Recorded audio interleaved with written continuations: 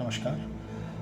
हम स्वयंबोध और शत्रुबोध के 2 अध्याय पूरे कर चुके हैं और दोनों चैप्टर्स पढ़ने के बाद जो एक चीज़ समझ में आती है वो ये समझ में आती है कि सनातन धर्म का मुख्य उद्देश्य मोक्ष पर ब्रह्म को का प्राप्ति है और उसका अनुभव करना है। ये अनुभव से जुड़ा हुआ धर्म है, न कि किसी किताब या किसी बुक के आधार पर चलने वाला।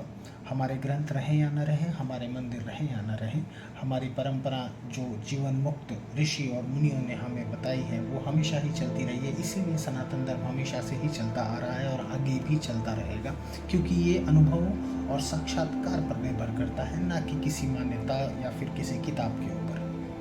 हमको पहले से ये सारी चीज़ें देखनी पड़ी कि कैसे किस तरीके से लोग यहाँ पर आए और हमारे धर्म को मिटाने की, हमारे पुस्तकों को, हमारे ग्रंथों को, हमारे शास्त्र को मिटाने की कितनी निरर्थक कोशिश की, कितने ही मंदिरों को तोड़ने की कोशिश की, पर इन सब कुछ चीज़ों को करने के बाद भी वो असफल ही रहे, क्योंकि वो सनातन धर्म को ख़त्म ही नहीं कर पाए। वो इस विचारधारा को समझ ही नहीं पाए कि हम किताबों के और पुस्तकों के आधार पर या ग्रंथों के आधार पर हमारा सब कुछ बेस्ड नहीं है। हम तो अनुभव और साक्षात्कार और मानवता और प्रकृति के आधार पर चलते हैं, जिसका मार्गदर्शन हमारे जीवन मुक्त ऋषि और मुनि करते हैं। हमको आज़ाद स्वतंत्रता के बाद भी जानबूझकर ये चीज़ सिखाई गई कि एकता में ही विविधता है, जबकि ये बात एकदम गलत है।